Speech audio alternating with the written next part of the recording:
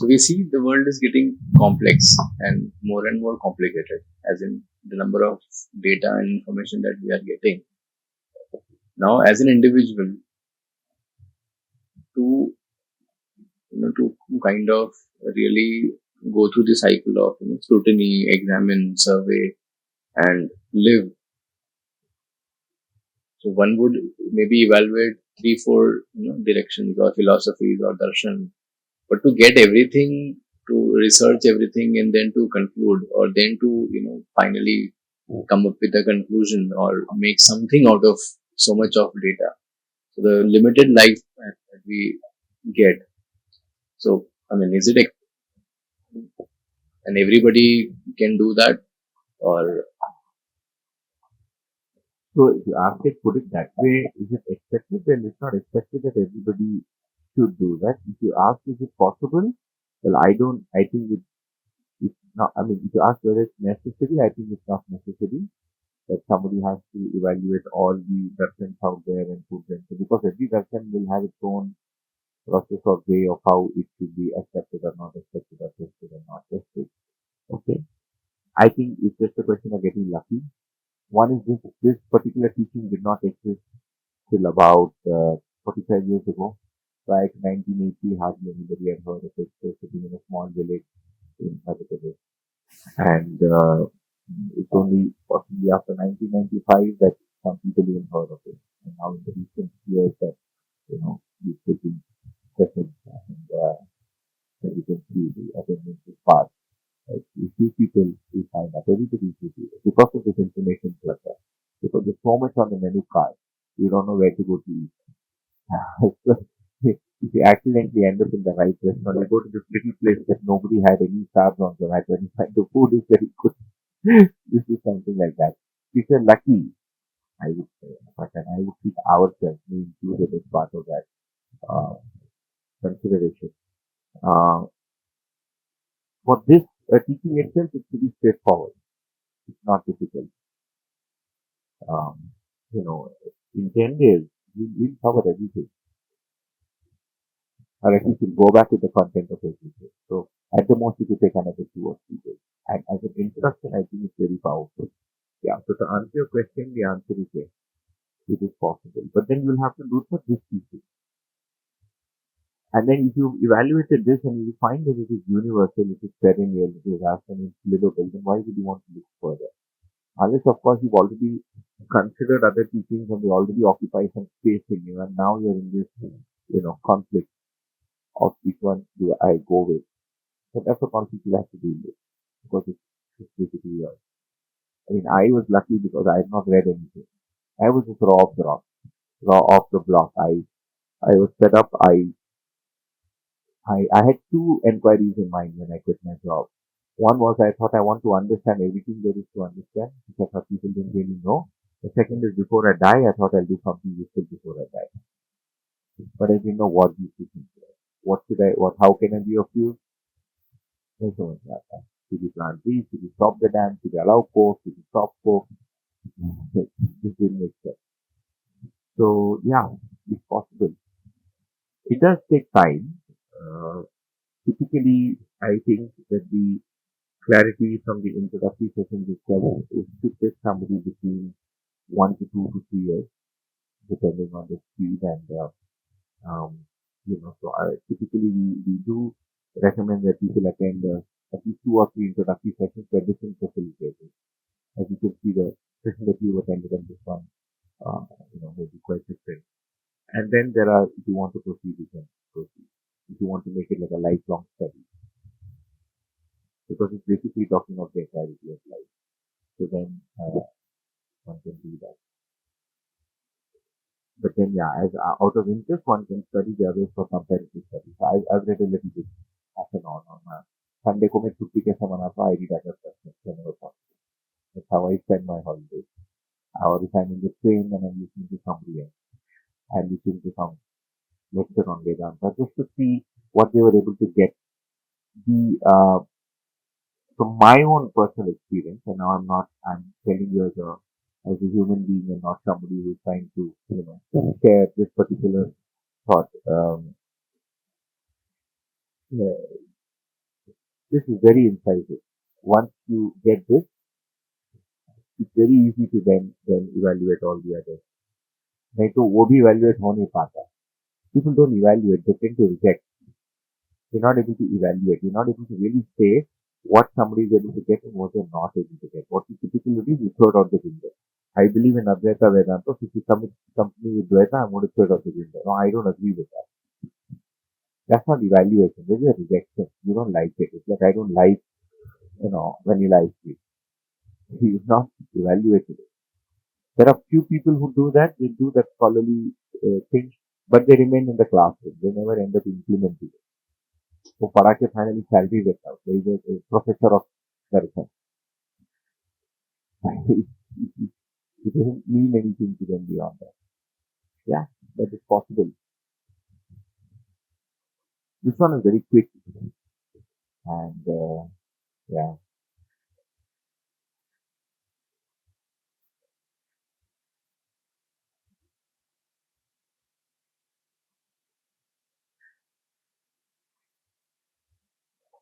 Or good anybody else?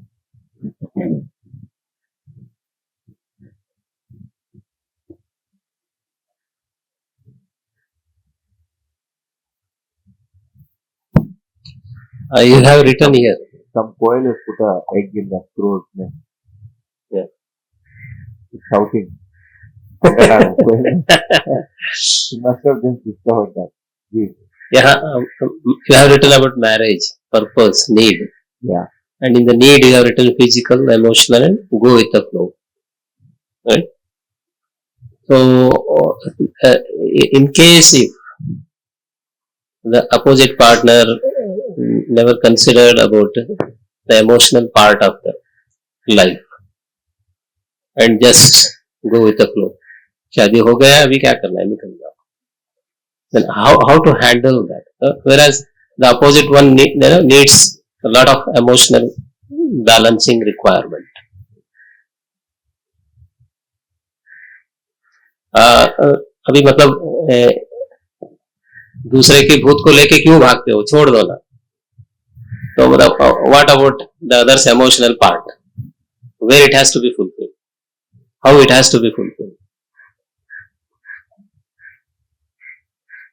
So it may be a particular case, but just I'm yeah. So it's there's a fourth aspect that I didn't write. The fourth aspect is for mutual growth. Not many people consider that as a reason to even get married. So I didn't put it there. But when you study from the Darshan point of view, marriage is also a place where you can grow as a person. Provided, of course, both people know what they're doing in that marriage and not just got married by default. But basically, it's also, a joint where it is the closest joint possible because you're sharing the body. That is the most personal thing we own, other than our thoughts. Other than our thoughts and memories, the most personal thing to you is your body. And when you share that, that's why it becomes so deeply personal. Nothing can be more personal. All right. And also because of the way there's some differences between men and women, marriage can be mutually beneficial to somebody's growth in this direction also, provided of course both of them are aware of the common goal and what we're doing, etc. Um, so that's the so it's complementary, it's mutually beneficial. So that's the fourth one that I didn't put there. That I just put it like three. That's one. The second is if you're saying that somebody is not emotionally uh, aware or sees the need for the emotional fulfillment, um, that's like trying to ask what do you do with the water after the dam is broken. Okay. Basically, you take a bucket and catch as much as you can. That's the answer. The teaching, actually, any teaching or any understanding starts with the fact that the dam shouldn't break. It has a starting point. When you're starting midway, all right, I've already done 5 mistakes and now I find out I don't want to make mistakes. So, फिर का 5 का मेरे को भुगतना पड़ेगा. Sometimes the circumstances are such that you just have to go with it. Right? But there are other ways in which, so one of the ways in which we can be helped is by understanding why somebody is the way they are. I've seen and I continue to see because it's not like I finished this journey myself. Um, that many times when there is a big problem, especially an interpersonal issue, and we've been hurt or we end up hurting, or sometimes we've been disappointed, etc. The solution, of course, is that we never got hurt, right? The, the resolution, of course, should be that the other person came. When both are not possible, right? When the other person is, then what really helps is understanding why they are the way they are. Our lock, our insistence, right? That person should not have done this or should not be like this is what keeps acting alive. But if I'm able to say that, okay, this person is also in under some kind of development. We see that the self, or what we call as myself, undergoes a progressive development. We call it Jagriti Kram. It's a progressive awakening, and uh, everybody is in the same direction, but like I gave the example on marriage, etc. Everybody has different um, kind of frequencies that they're operating in within that spectrum. Like for in the emotional range, out of the 7 relationships, ek ka jada hai, somebody else is suffering in the other one. Somebody is highly emotional, somebody is very hard. So that's really the way our mind, what is the chip has developed because it has gone through so many past experiences and impressions. So when we are able to appreciate that better, I feel that it's not that that person changes or we get what we were seeking, but the damage or the pain that comes from it is significantly reduced. It's like you're sitting at home and there was a flood and your house got washed away, right? And you're going to feel horrible because everything you own just went away, right? You can't change the river. You can't make the river understand, don't flood my house. You can't undo the fact that the flood came. It just came. But if you're able to understand that this is the law of nature, you are just in the wrong place. Okay? You're still without a house, but you won't feel that bad. So when we said Samadhan is really understanding the why, Q and Kaise, the why and how of everything, it includes this, both for things that are functioning and things that are not functioning also. So every person in every relationship is basically trying to or fits into some law. So as we study, we are able to better kind of model or understand that. Sometimes it's not easy. In fact, it's very close up.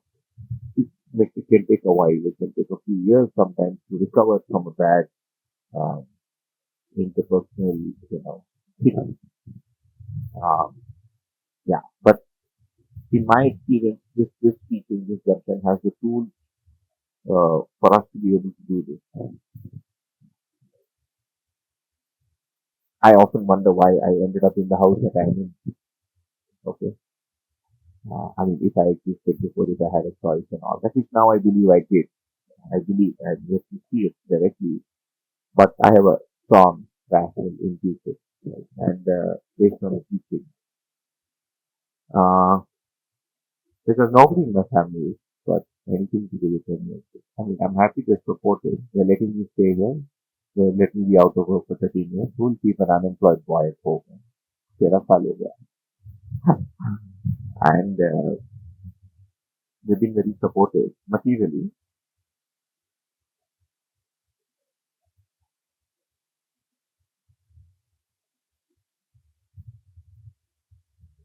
Also, some very emotional needs that we have can be fulfilled by different people, sometimes by different spectra, not just by one person.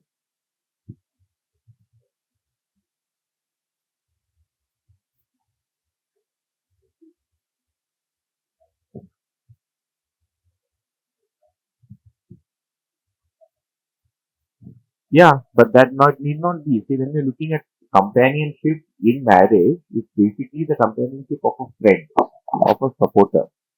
If you take the marital relationship, I mean, I can just put on the points here.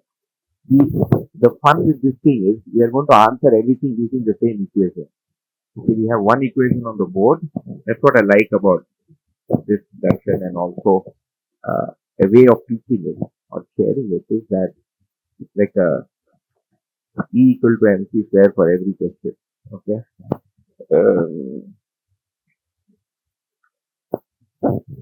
if you look at marriage, this when I said there is correct support, emotional support. Basically, what it means is being complementary.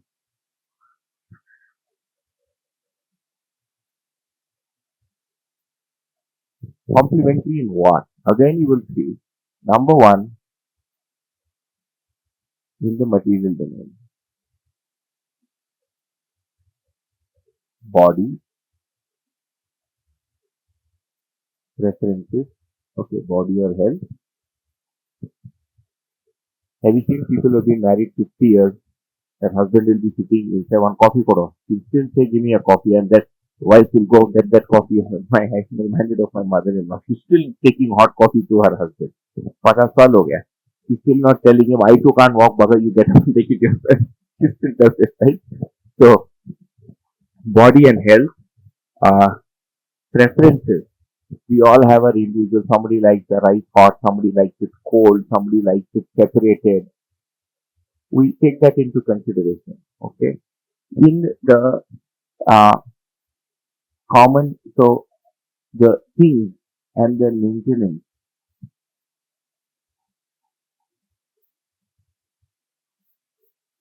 yeah, especially if you have a child at home, then you have a family setup, and then now there are many things that are shared. So all these shared responsibilities. The other is, so this is the basic, and if you really see, the traditional marriage was able to achieve only so much.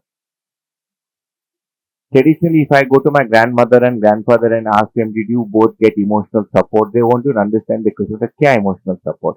We fought for the first 15 years. When I would go home to our village, the people who would work in our house would tell me they were trying to build a house. It was the first cement house in our village. It was what after he retired from the railways, Paila cement job was ours.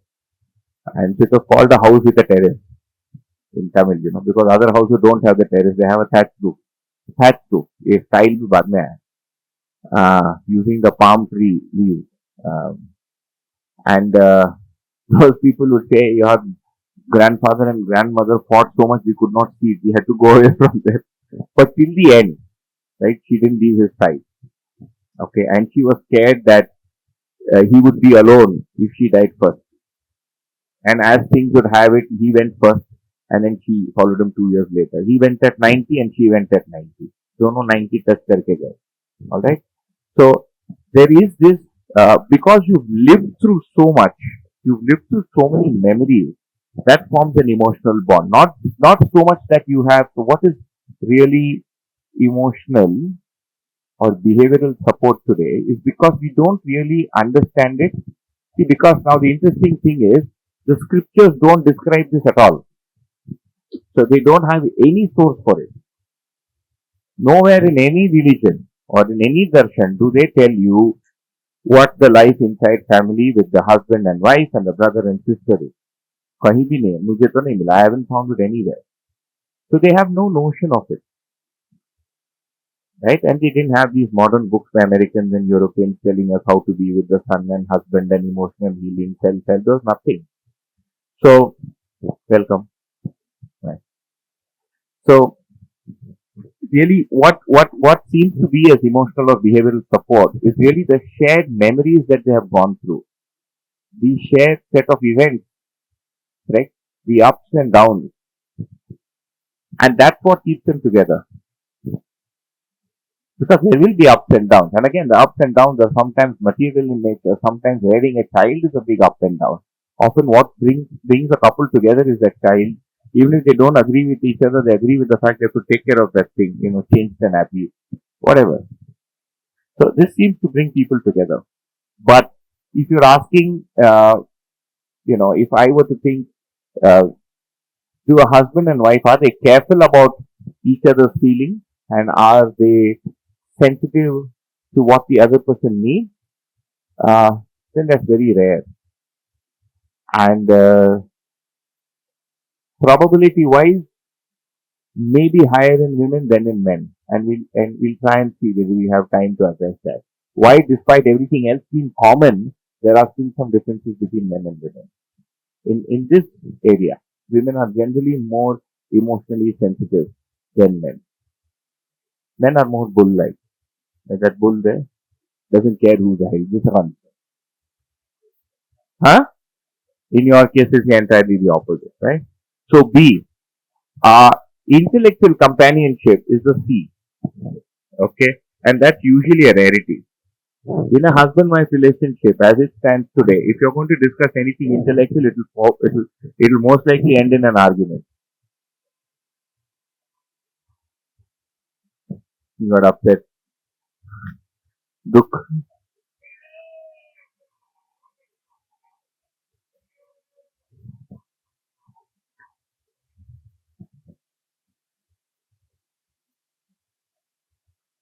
It's very rare to see spiritual companionship. Very rare. Because दोनों को ही नहीं पता है ना what will they give and what will they offer. Both don't know the answer. So most of the times it is really good. And because the body is being shared and an offspring is shared, it forms this kind of emotional bond, which is not very well described or understood.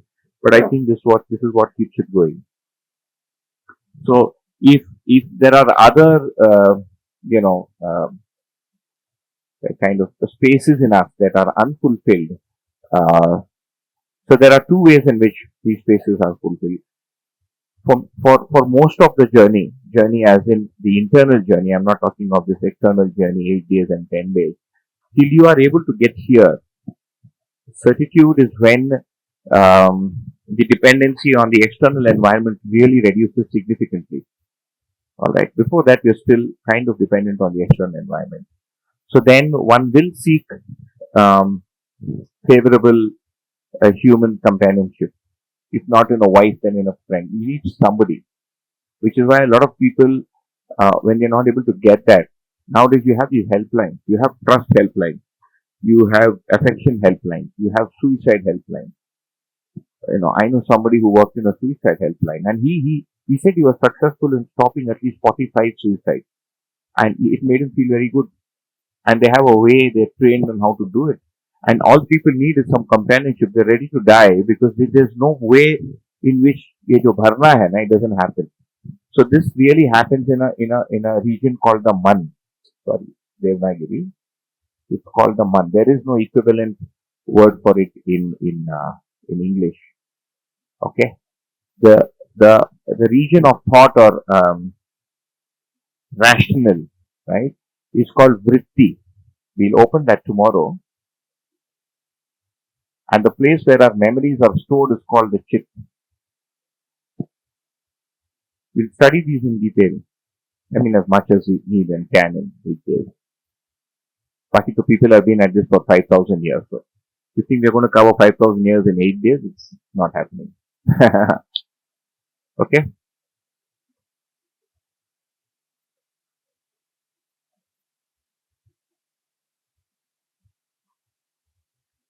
If I think of all the basic human nature and necessities, I would think that trust is probably the one that is most fulfilled within marital relationship.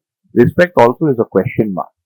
In the traditional marital setup, the way it has been in human history, men probably hardly respected the women. They walked all over them. So if you think women were fulfilled as far as their need for respect in marriage is concerned, I would highly doubt it. Agree, disagree? You think women were ever respected in marriage? Nowadays are all modern. They've seen American soaps and, but what's been happening so far? Men would walk all over the women. I mean, it's like part of when the worst come, it's like part of the furniture in the house. Just move it around whenever you want to. Men's parents.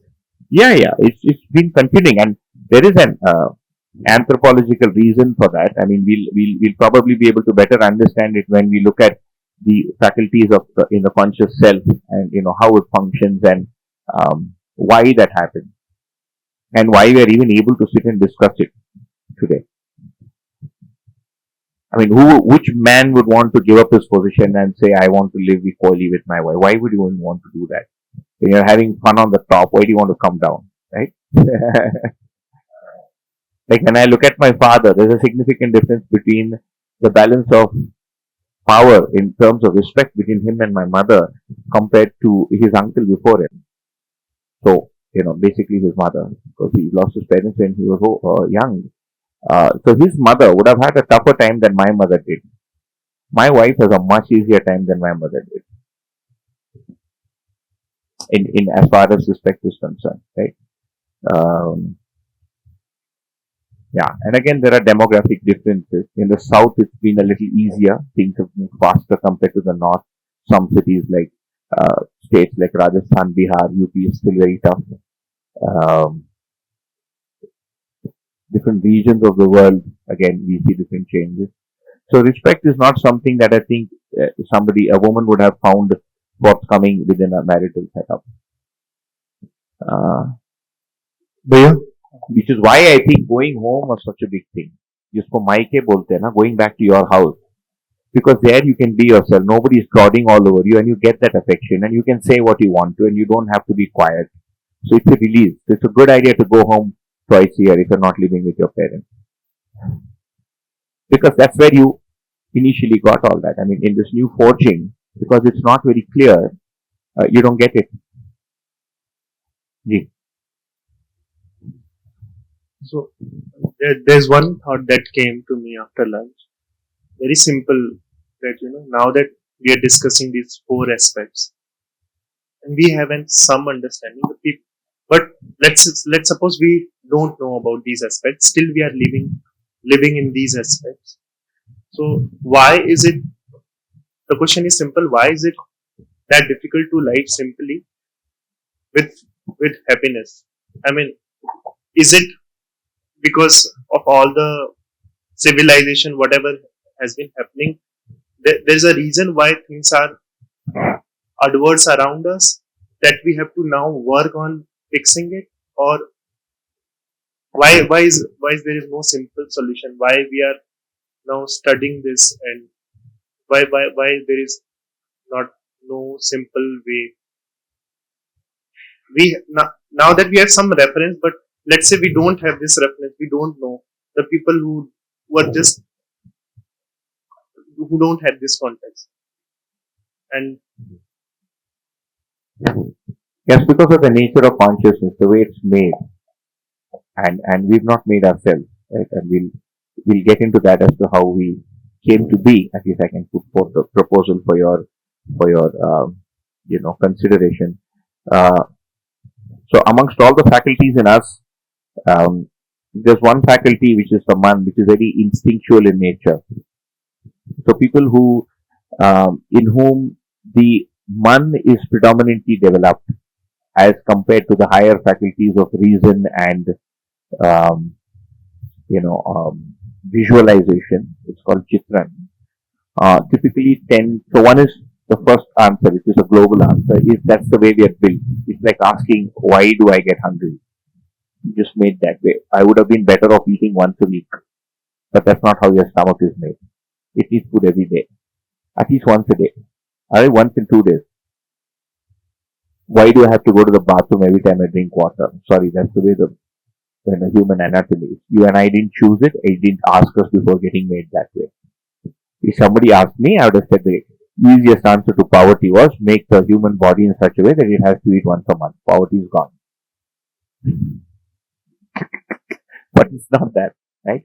So one is the first answer is that's the way it's made naturally. If you ask us, if the query is what comprises of consciousness, we'll get there maybe by this time tomorrow. By lunch tomorrow, we'll open up the activities in the cell. And I'll give a brief, we'll have a brief kind of introduction. Remember, we are in the preliminary introductory workshop, so we'll do it as much as is needed for this workshop. That's one. If in the second part of your question, you're basically asking, why is it that some people have it easy, right? For some people it doesn't matter, and for some people it does. The reason for that again is partial awakening in certain faculties, which has not yet happened in the other people. You're able to see something that somebody else cannot see. There's a lot of poverty out there, there's environmental degradation, there's a lot of war, there's a lot of strife. Somebody is sitting and eating ice cream in the middle of all that, he has no problem with it. And you and I can't bear to see it. So what's the difference, both of us? We can see He can't see, although it exists. Is he going to be that way forever? No. He too will see someday, and he too will have to go through the same cycle. That's called awakening. That's the analogy I've taken of the snake in the room, that once you're aware of the snake in the room, you can't be now unaware of it. You can pretend it's not there for some time, or distract yourself by watching a movie, but it's going to pop back up once you stop watching the movie. I mean, that's how consciousness is built, like it or not.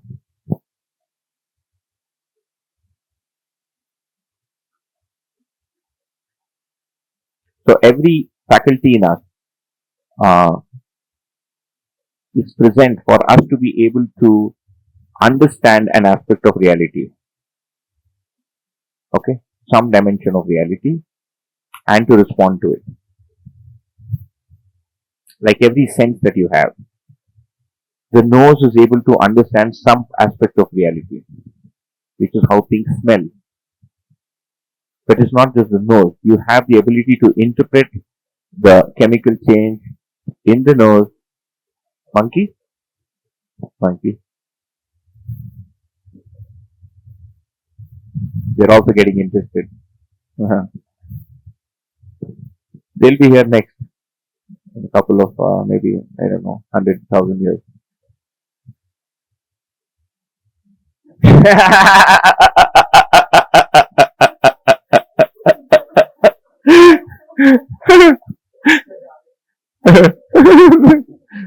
Now it's my turn. इधर आने के बाद सोचेगा यार वही ठीक था, the monkey life was much better. What is this? Is too complicated now.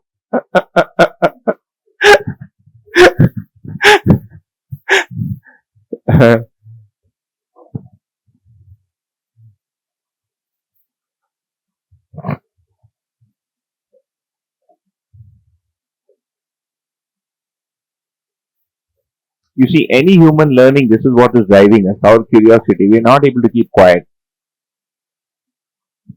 We found the 9 planets, then we had to discover it's a galaxy. Then we had to figure out there are more galaxies. We're getting more confused and more, odd. It's not stopping. Uh,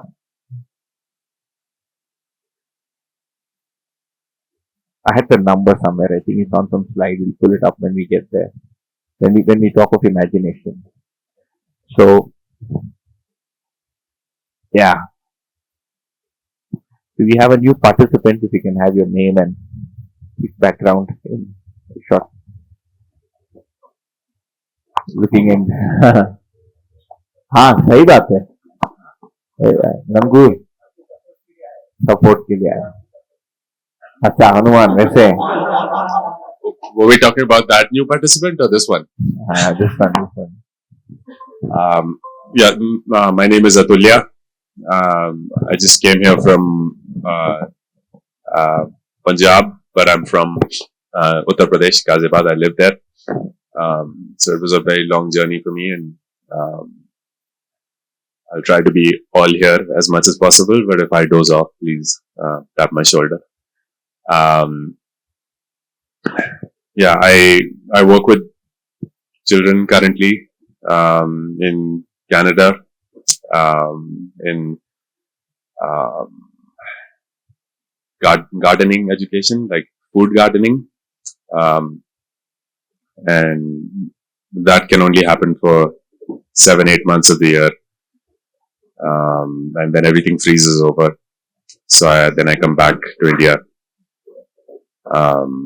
But yeah, for quite a while now, ever since I went to Canada, I had the plan of coming back and moving back to India. It's becoming clearer and clearer now that I want to do it as part of my own community, like the city that I grew up in. I want to do it there, the same thing that I'm doing in Canada. And then I happened upon Jeevan Vidya sometime earlier this year.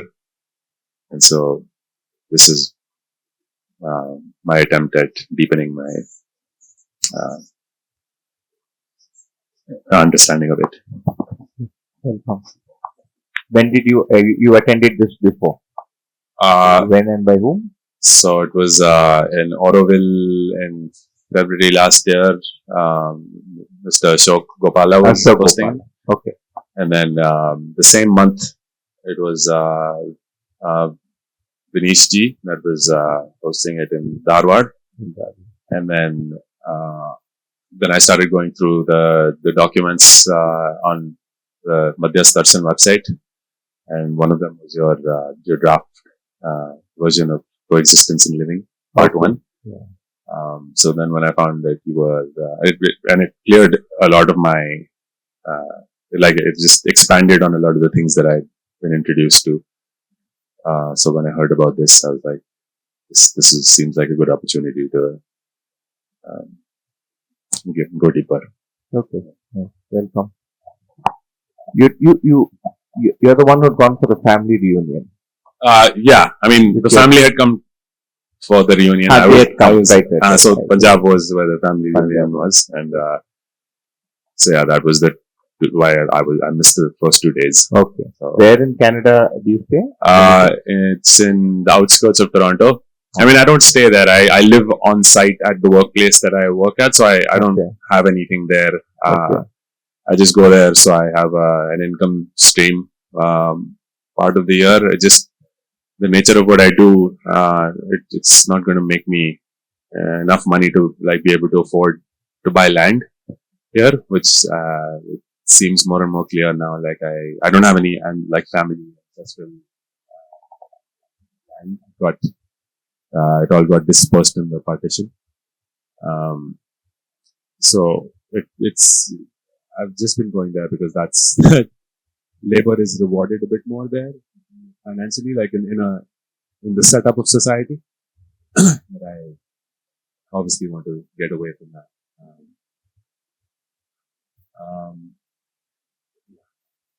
Okay. Very, very resource intensive just to survive there in that kind of world. Just feels so much more conducive to be getting in this way. Yeah. Less clothing. To start. I asked because we have a friend called Mahendra Singh. I spoke to him. You spoke to him? Okay. Yeah. He's married to a Canadian, Naomi. Yeah. Like we were there in the workshop where Vinesh met Karuna. I was also in the workshop where Mahendra met Naomi. Oh yeah. So now we know why people attend Jeevan Vidya. And they were not attending Jeevan Vidya. They had come there to, volunteer.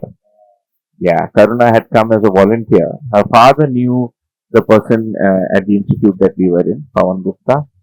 And Naomi, of course, was a Canadian exchange student who had come to work in a school there.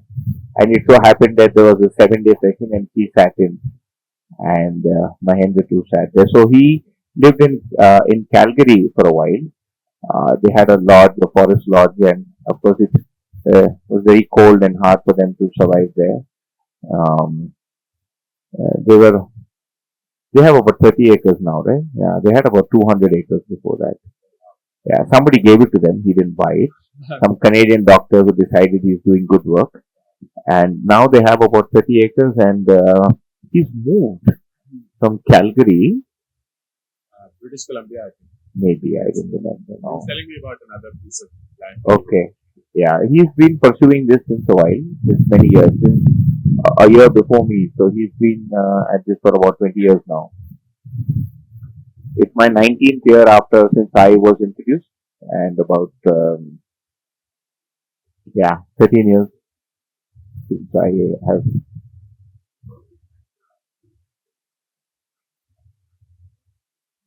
Yeah, that would have been his second.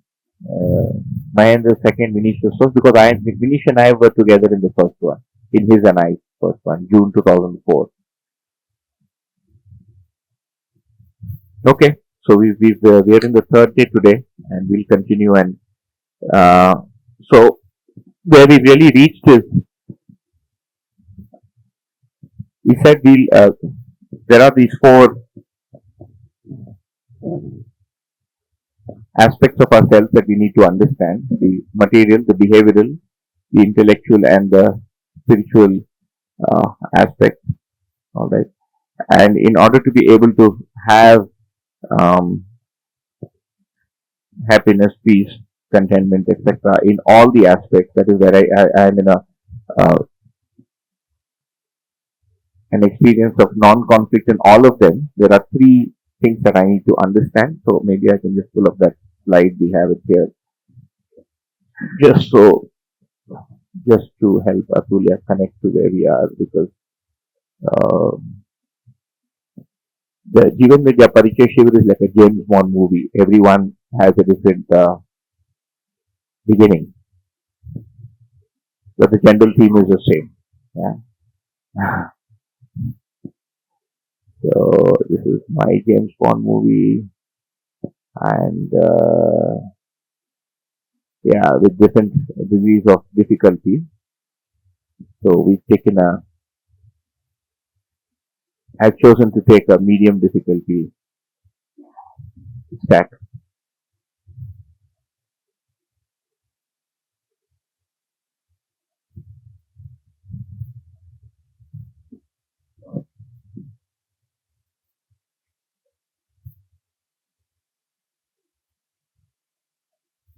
Okay, so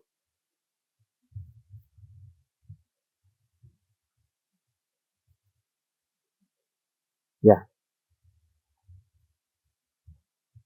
so the four dimensions of living and the aspect that is related to that particular dimension, or four dimensions of my cognition. Um, Again, behavioral material is the area from where I interact with the external world. I'm either interacting with humans or with the rest of nature. Okay. The intellectual dimension is what's inside me, what has the kind of the source impressions for doing these two. And the spiritual dimension deals with questions, larger questions of existence, and the who and why we are, etc. All right. And if you look at the knowledge that we need, we basically said with that little thought experiment, if you remember that planet on which we arrived at, having left our mother-in-law behind. Remember that? Yeah? Okay. So, uh, so these are the three things I need to understand. I need to understand myself. I need to understand everything else besides me, which you're calling as existence, and my relationship with everything else. And there are only two things to live with. There's either people or there are things other than people. There is no third entity that I live with.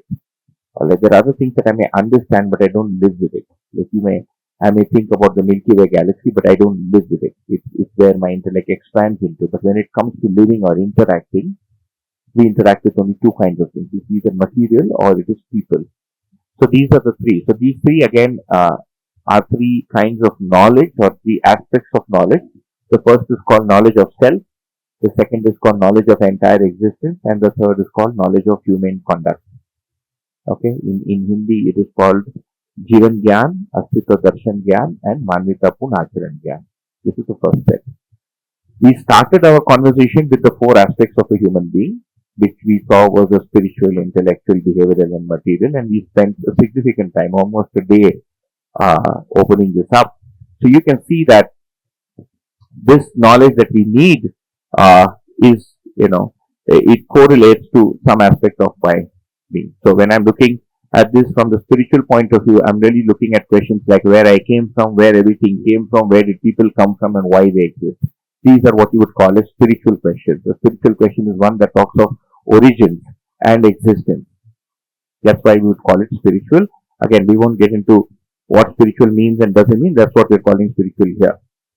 Okay. Otherwise, by itself, the word spirit means something that is not material. The alcohol, that's why it's called spirit, because it vaporizes. Okay. Or evil spirits, because you can't see them. They have no form. In English, that's the way the language is constructed. But here we're not talking about those things. We're talking about what exists and why it exists.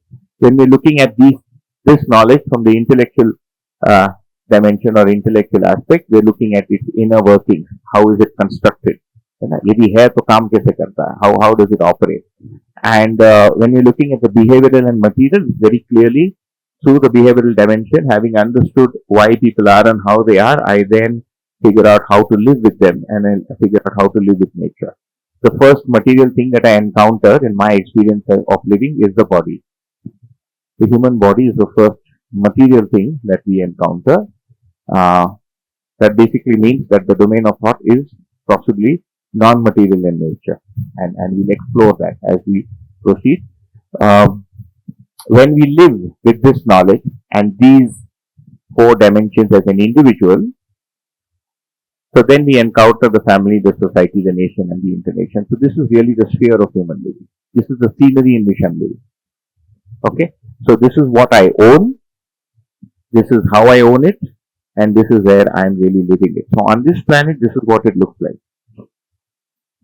Okay, so some of the workshops that you have attended may have started from here: individual, family, society, nature. If you've done it in uh, four levels. Some people do 6 levels: individual, self, body, family, society, nature, existence. Okay. So the important thing to remember that is that these are all concepts to be able to communicate an underlying reality to you. They've taken a liking for our.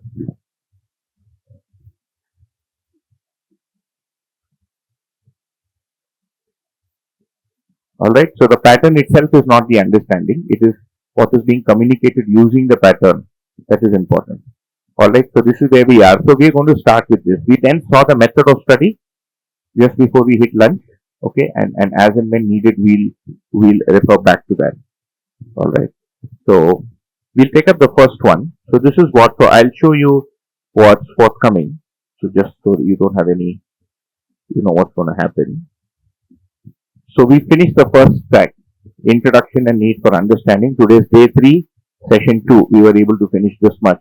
We'll now take up the study of the human being, which is the self, and first understand how we are made, how we are comprised of, using some maybe some activity and some discussion. We'll then take up the conscious self, or what are called as the Jivan activities. I'll give a brief introduction about the 10 activities, how they function, and how they malfunction, and how they can function correctly. All right, that's B. So again, human, but human may B may part 3. Right, part 4 again B is relationship with the body as health. We'll address it briefly because there is enough information out there on how to stay healthy, etc. So we don't want to spend too much of time doing that. We'll then take up existence for discussion, order in existence. Because remember, we said we'll understand myself, then existence, then relationship. Yaad hai? Nahi yaad hai? Or doesn't matter? Yaad hai? I remember, don't remember, doesn't matter. Don't remember. These are the 3 things we have. Let me write this down here. That's another of the challenges we'll face. It's been long years since we left college and had to listen to something and apply ourselves, and now, too bad, we have to go back to doing it.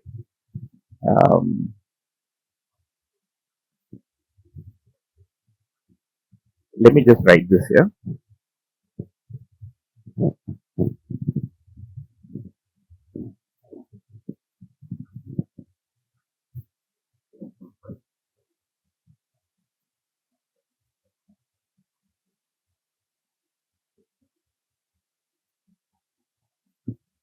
My goal for life, which is basically the question of why live, came up as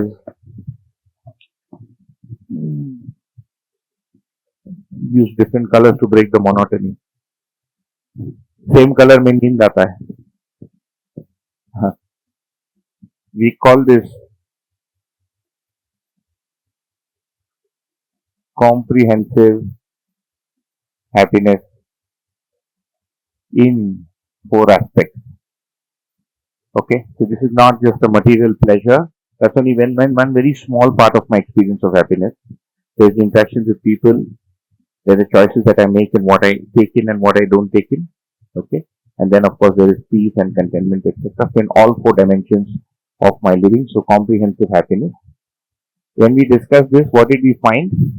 In order to have comprehensive happiness, we see that we want a state of no conflict or lack of conflict in all these 4 dimensions, but there is a problem there.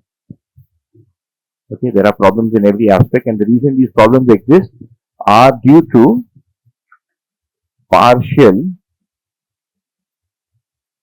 views or incomplete belief.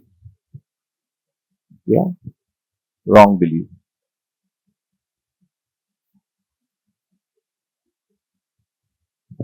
So what is my goal of living?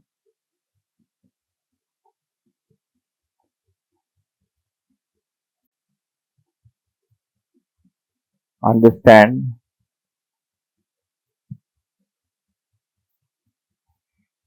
coexistence in these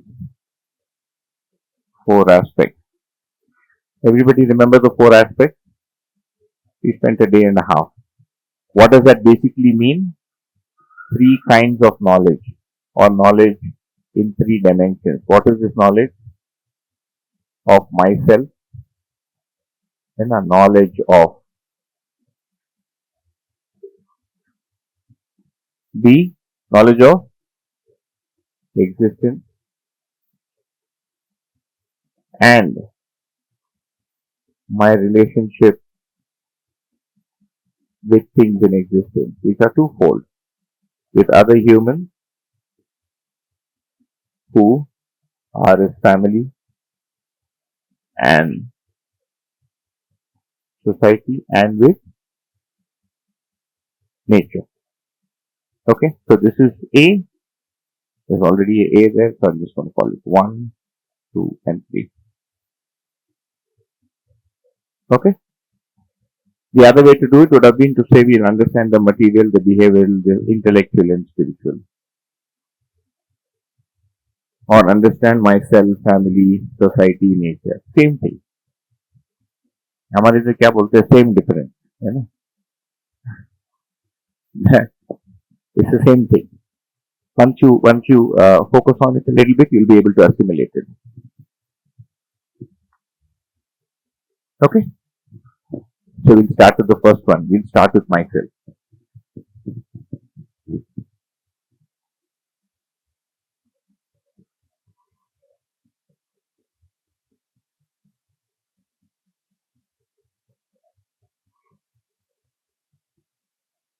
So we'll try and understand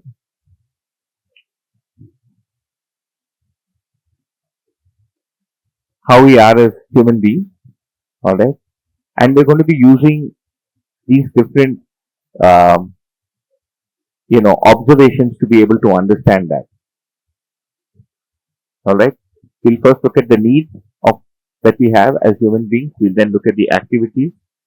We'll look at the faculty of believing, and then we'll see what it means to have a human experience, and also whether we are able to differentiate the different desires that we have.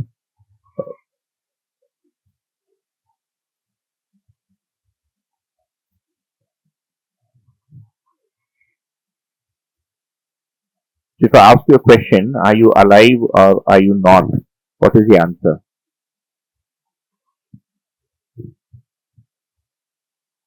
You're alive, right? If I ask you,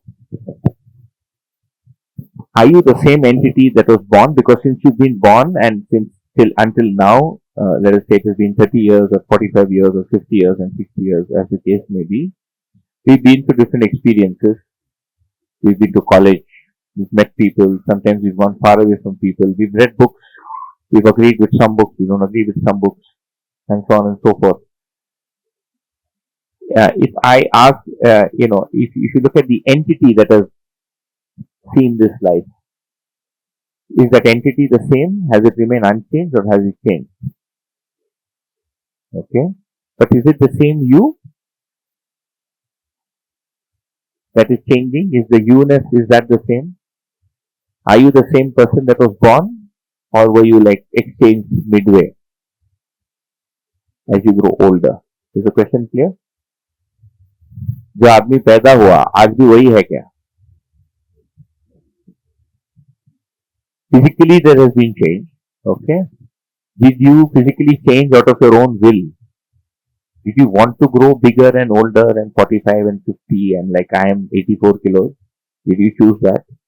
Do you think I chose to be 6 feet and 2 inches? No, it happened. Did you choose for your hair to grow? No. Did you choose for your nails to grow? Do you have any control over the color of your hair? No. Huh? You are not even you are not even chosen to be born. You didn't even make the choice to be born. You'll be surprised by tomorrow. Uh, you made a choice, but you forgot about it.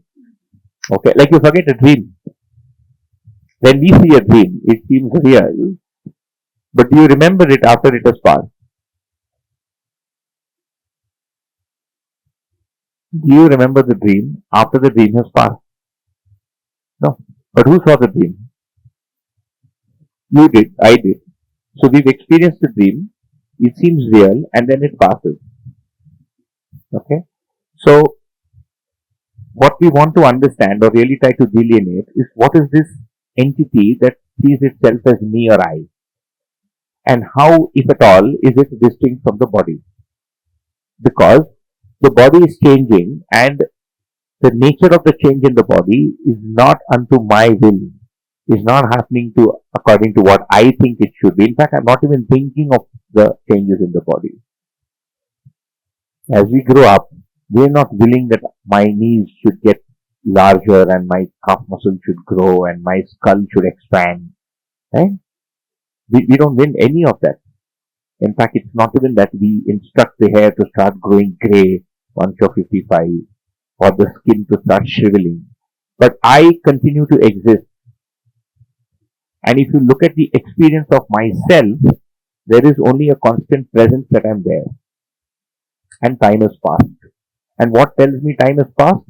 It is these accumulated memories that I have of the past and the events that I see. I know time has passed since I was born because Pune is more crowded. It was not crowded in 85 when I was growing up. So definitely time has passed. But if I look at myself, I'm here and now, and I'm again here and now, and again here and now. So there is only the constant presence of me, like what we call as aliveness. And this is the aliveness we want to understand and uncover. We want to see whether is it just a creation in the body? Is it a projection of the brain? If so, it seems to be constant despite all changes in the brain. All of us know that as we grow older, we read today in thanks to some imaging in science that the brain undergoes changes as we age.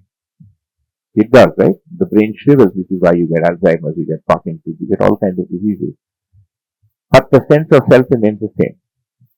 And this is a very deep and very old question. It's a very new question also because people still don't have an answer for it. Okay? People as in the general information out there. So this aliveness is what we'll be investigating, and we're basically saying that as human beings, we're basically a coexistence of this aliveness and the material body. And to help us distinguish between these two things, we'll do a few exercises which will be focused on ourselves to help us establish whether these are distinct entities or whether they're the same entity but just seen or experienced differently. All right. So again, this aliveness is what refers to itself as I. In fact, I'll tell Atulya because you must be wondering. Somebody took the book that I wrote, somebody who teaches at a college, and put it into 48 lectures. So I got a little lazy. I picked up the 48 lectures and made it into 8 days. So I don't have to get up from the chair to write on the board. So we save time. And people also save time because they don't have to take notes. They get it. The flip side is that it rolls a little fast before you can catch up the first one, but we'll live with that. So whenever you want, we'll just taking a small pause. Okay. So many a time I don't know what's going to come up. It's not like I rehearsed it before coming here. So this feeling of I, right? This feeling of consciousness, of being there, of having memories and knowing that I'm seeing these memories. Many times it feels like I am these memories, and many times it feels like there are memories in me. Like if you look back and imagine your school days and what happened and how you were as a person, and the kind of school that you went to, the friends that you had, your experience of studies, these are very distinct memories. And you'll have the feeling that there is somebody watching those memories, experiencing them. You get that? Or no? there are memories, and मैं memories को देख रहा हूँ. I am the one who is able to recollect those memories. And if it's a bad memory, it's a memory that I don't like. At that instant, when there is a bad memory of some event that you didn't like I remember after many years, even many years after passing out of engineering college, I would wake up at night sometimes at 2 or 3 in the morning or 5 in the morning under the stress that there is a paper tomorrow and I haven't prepared for it. And I would wake up and see I passed out, I have a good job, I'm already earning and college is long gone. So the fear of examination haunted me, still haunted as in once in a while. It's not like I lost sleep over it, but I would get these nightmares. Did any of you get those? They persist, right? And when they're persisting, it seems real. And there is somebody experiencing that memory. There is an entity that is experiencing that memory. You're not the memory because the memory is arising and going away. But the effect of that memory is leading to some kind of impact on you. As happiness or sadness or something that I like, and it doesn't go away. It just continues, and you have to wake up in the morning and you have to like, I'm married and there is my wife and there is my child. No college, khatam ho gaya engineering and finally. So it's gone now. For many years, I also used to get a dream in which we have. It's gone. It hasn't happened in about 8-10 years now. There were a bunch of tigers that are trying to get into my house, and I'm trying to latch all the doors. I got it for many years. Maybe from some movie that I watched. I once watched a movie called Ghost in the Darkness. So many of you watched it. It's a true story of a pride of lions in Africa that attacked a village, and there was this Brit guy who was sent to, take care of the lions, and it shows how these lions were able to strategize. Very well made movie. I watched it back in college when the ticket was 11 rupees or 12 rupees. It must be somewhere. You should be able to find it on the internet. But really, this consciousness or I, right, is something that we'd like to explore and see, and see where it takes us. All right, and so as you can see, this is the entity that really takes the uh, end result of that experience, saying I like this or I did not like it. Like when I eat an ice cream, I'm not the ice cream. Very clearly, I'm also not the tongue. I put it on the tongue. I get the taste from the tongue. All right. And then I interpret the experience of the ice cream as being good or bad. And prior to going to eat ice cream, if I have had an argument, then the result of that argument will most likely interfere with the experience of that ice cream. True or false? We've just fought and we've gone to eat the ice cream. और पीछे वो झगड़ा बना हुआ है. It's still there. So I'm able to see the sweetness of the ice cream. I've also paid money for it, which is why if you fight and go to eat ice cream, eat Amul ice cream. It's cheap. Don't go to a parlor and spend 300 rupees because you won't be able to enjoy it anyways. Amul makes the cheapest ice cream and very good ice cream. When people at home want to eat ice cream, I often tell them just go eat Amul ice cream. It's 40 rupees, you're done. You go to the parlor, it costs 300, they give you the same thing. You just cut it and do something with it and give you the same damn thing. Nowadays you have that shopping mala thing, right? With some core, stone, something. So this aliveness is what we want to understand. Yeah, and this is what we are calling as conscious. Okay, and we'll explore the nature of consciousness.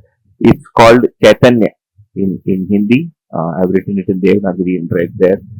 So let's do this exercise. You have a book. Everybody has a small book. Those who don't have a book can do it on the board. Make a list of your wants or needs and put it in two columns. One is mental needs and the other is material or bodily needs. Or let's say just bodily needs. Okay, so this is the column we need to make. Mental needs.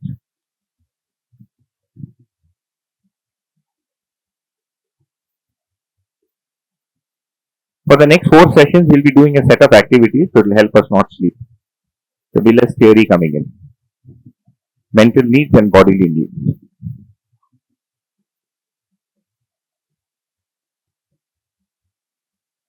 It can take about 5 or 8 minutes.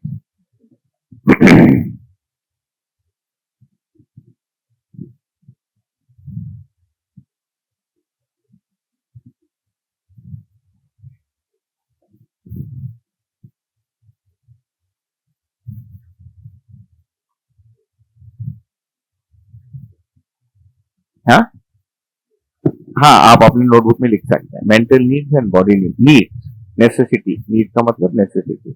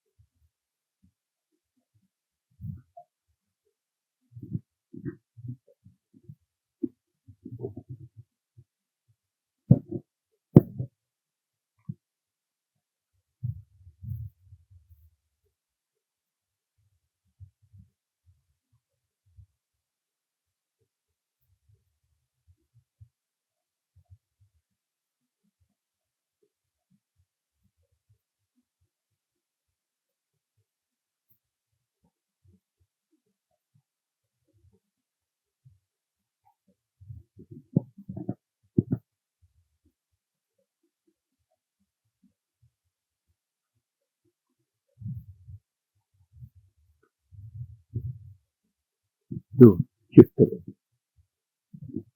Memory का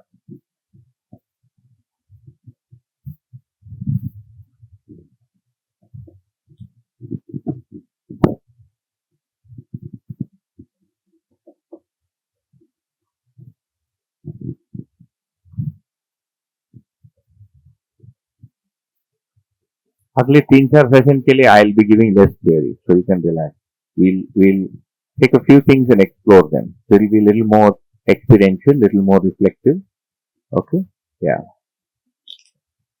no by design I mean that's the way the workshop is designed so that's the way we'll do it uh,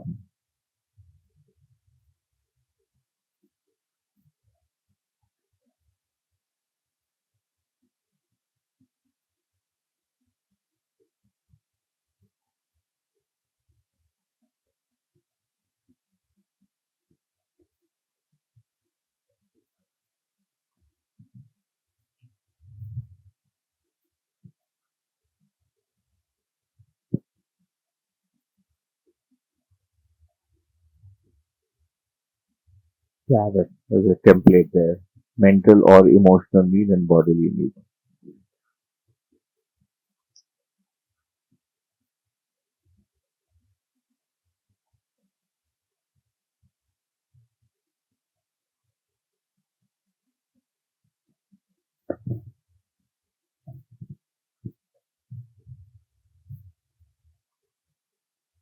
just to get a sense it need not be very exhaustive it's just to kind of open Santa Claus's box a little bit because we don't know what is inside it. Santa Claus जो gift देता है तो अंदर क्या पता नहीं है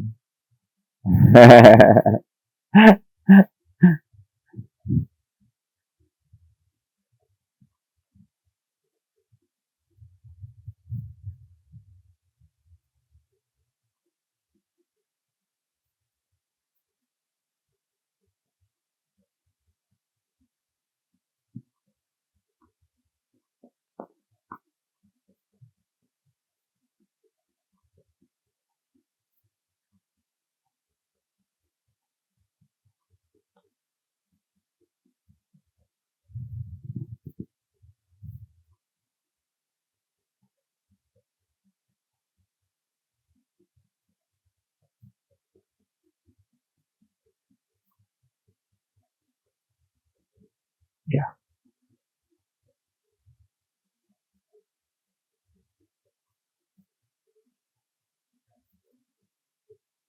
Your own list for yourself. We're only talking about ourselves. We'll deal with the world later.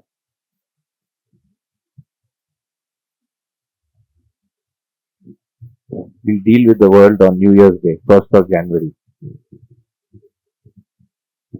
New Year gift. I mean, if we reach there, let's see where we get to. Uh,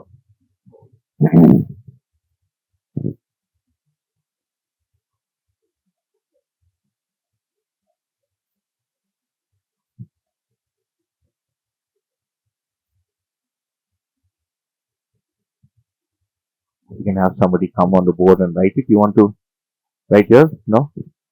Up? You can write yours and then ask everybody else theirs. Or maybe first ask everybody else theirs and then compare it with your list. That will make it a little bit really. We'll see what we come up with. Yeah, you can ask everyone and they can tell you, and you can just write it here.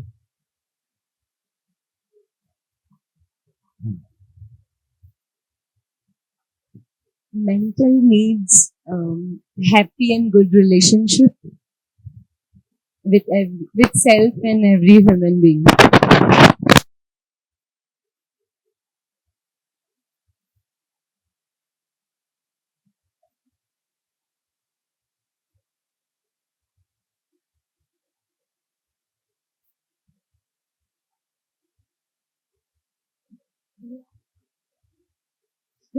Uh, Fruits, food, yeah, food.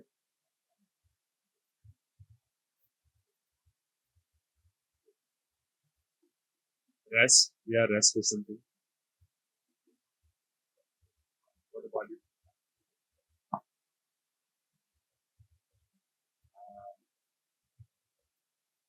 Like clothing for the body, uh, oxygen, transfer,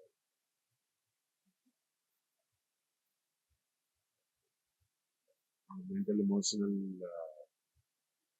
uh,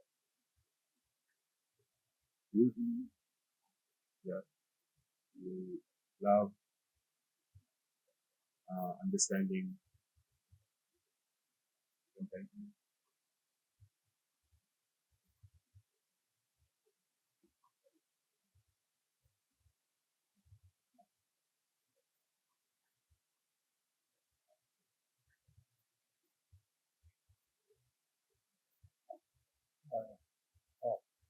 सुख सुख समृद्धि या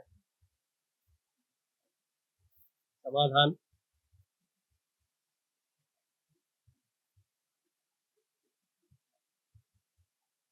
समा या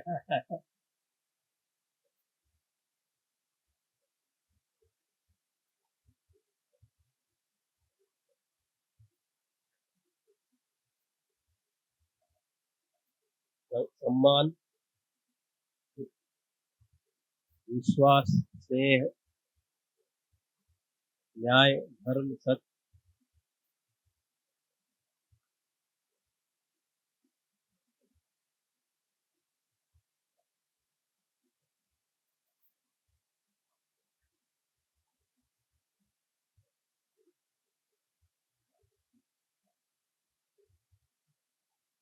Most of the things are there on the board. So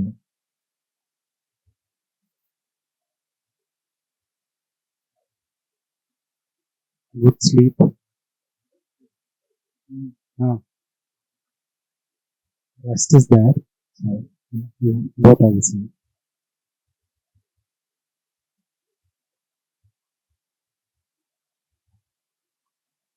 हम तो अल्प संतोषी है और सारी चीजें कवर हो गई है physical needs are almost covered mental needs and emotional needs that can be expanded to any form because so many values so many feelings can be added just like cooperation integrity all those things can also be added sadicha good wishes blessings taking care nurturing I should nurture and some people should nurture me like that. So that is an unending list you can say. So by now most of the things are I have written covered So anything new, if it is there, you can add there. So in mental aspect, I need prestige, encouragement, respect, love, affection, recognition, comfort, and in body requirement also, it is required food, shelter, air, water, sleep, and common is comfort. Yeah, body comfort.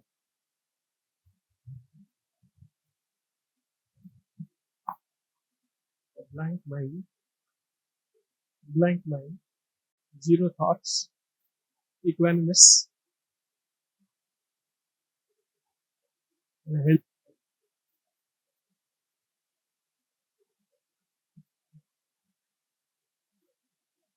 good nourishment, and a pleasant look.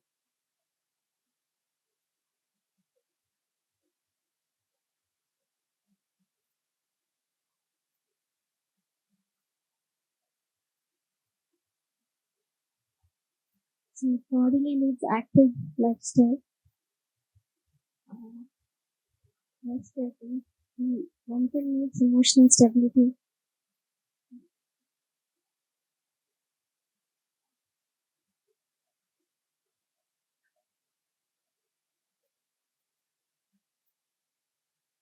Peace. God, I will read out my thing.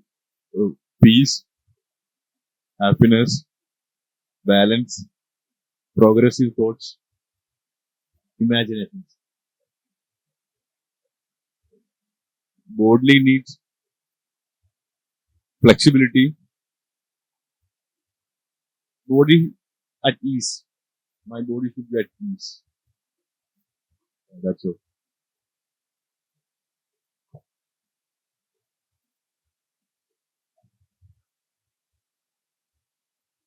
For mental needs, I would want much more things. One of them is intelligence,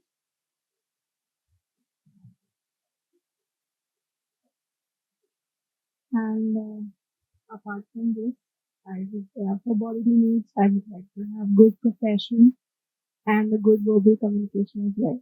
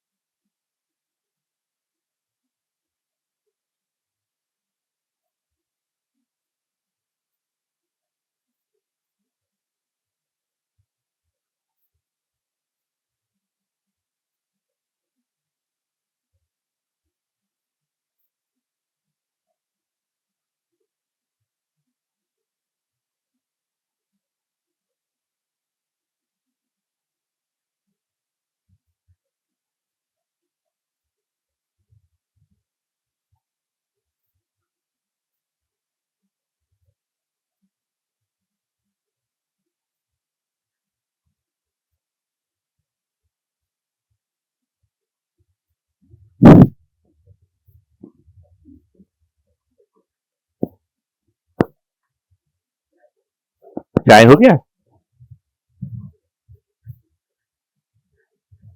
इसका मतलब need नहीं है। नहीं तो आता अभी तक। चाय तो मैं भी पीऊंगा, but it's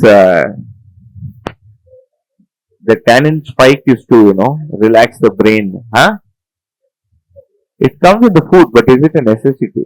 I mean, we didn't drink chai before the Brits got it here. People survive without chai. We're thriving with chai. It's refreshing for the brain. So let's see what the slide has. This was written in 2007. This chart, 16 years ago. You think anything has changed? Very similar to what's on the board. Not changing. Huh? 99%. This is before I was married, 2007. I had written it for a workshop at Satyam Computers, which went down. Not after I represented this, but they did some, farji, number manipulation, like Enron did. Let's see what's after this. We'll come back from chai.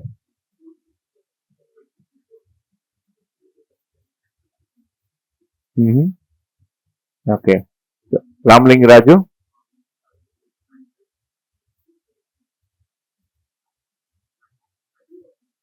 Yeah, in Hyderabad. So let's have tea. We'll have some tannin. No? That's the ingredient in tea that gives us a kick. We'll have tea and come back. And tea now is actually physical. Once you get used to it, it's not a necessity, but once you get used to it, then the tannin level in the brain drops. And that's when you have to have tea again. In fact, it's almost like there is a chemical clock that gets set in the brain. So, some part of our behavior, which is to do with, with the things that we're putting in the body, is kind of, decided or regulated by brain state. हाँ, hormonal system तो affect होगा ही, but it's almost like if you're used to having tea at 4:30 every day, at 4:30 every day, you will feel like having tea. Yeah, it's like a marriage. It's like a marriage. Yeah, it's a joint one, and some are different. So when we open it, some are very distinct.